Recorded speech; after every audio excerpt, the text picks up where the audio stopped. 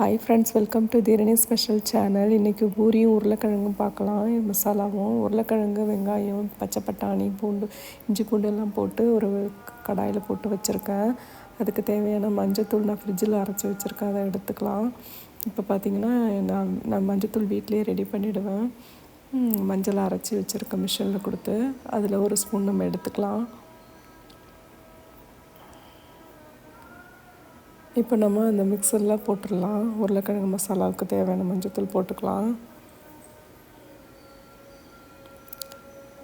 Next அது நல்லா கிளறி விட்டுட்டு குக்கர் விசில் வச்சு மூடிடலாம். அதுக்கு தேவையான உப்பு நான் ஆட் பண்ணிக்கிறேன். இப்போ பார்த்திங்கன்னா நம்ம அடுப்பை ஆன் பண்ணிவிட்டு உருளைக்கிழங்கு மசாலாவுக்கு தேவையான பொருளெல்லாம் போட்டு நம்ம ஆன் பண்ணிக்கலாம். இப்போ நான் ஃப்ரெஷ்ஷாக வாங்கி வச்சுருந்த மல்லித்தலையை செக் பண்ணிகிட்டு இருந்தேன். இது எல்லாத்தையும் நம்ம க்ளீன் பண்ணி ரெடி பண்ணி வச்சுருவேன் ஏற்கனவே ஃப்ரிட்ஜில். இப்போ கருவேப்பிலையும் நான் ரெடி பண்ணி வச்சுருந்தேன்.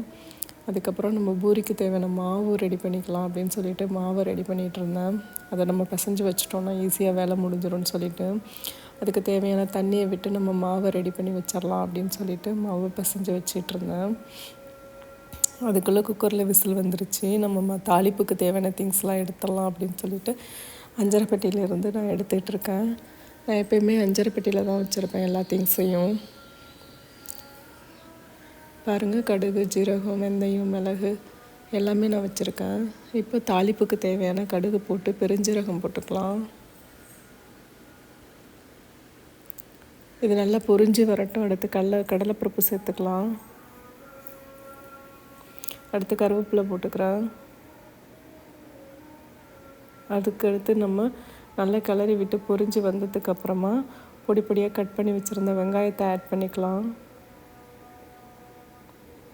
இப்போ பாருங்கள், வெங்காயம் ஆட் பண்ணியாச்சு.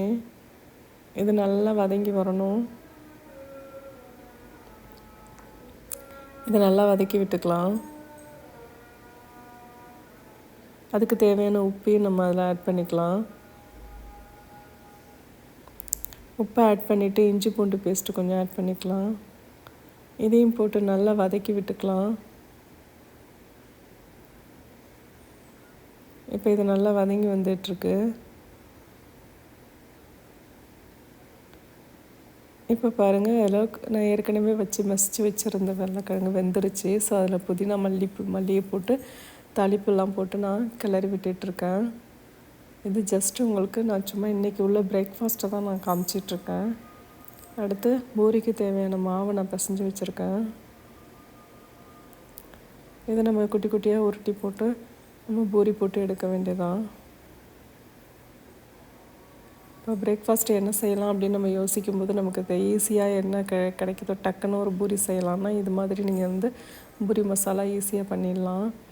இப்போ நான் பூரிக்கு குட்டி குட்டியாக கட் பண்ணிகிட்ருக்கேன். மாவு ஆல்ரெடி பசைஞ்சு வச்சுருந்தோம் இல்லையா, அதை கட் பண்ணி இப்போ தேய்ச்சி எடுத்துக்கலாம்.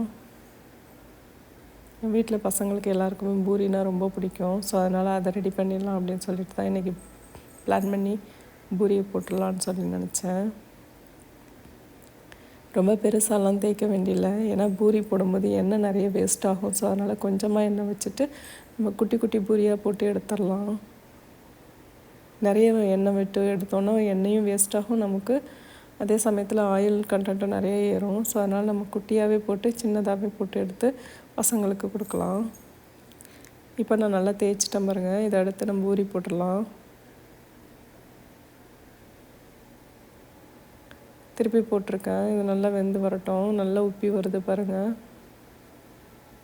இதில் எதுவுமே தேவையில்லை, மாவில் நம்ம எதுவுமே ஆட் பண்ண வேணாம். சும்மா தண்ணி மட்டும் விட்டு உப்பு போட்டு நல்லா பிசைஞ்சு கொடுத்து தேய்ச்சோனாலே ஈஸியாக பூரி உப்பி வந்துடும்.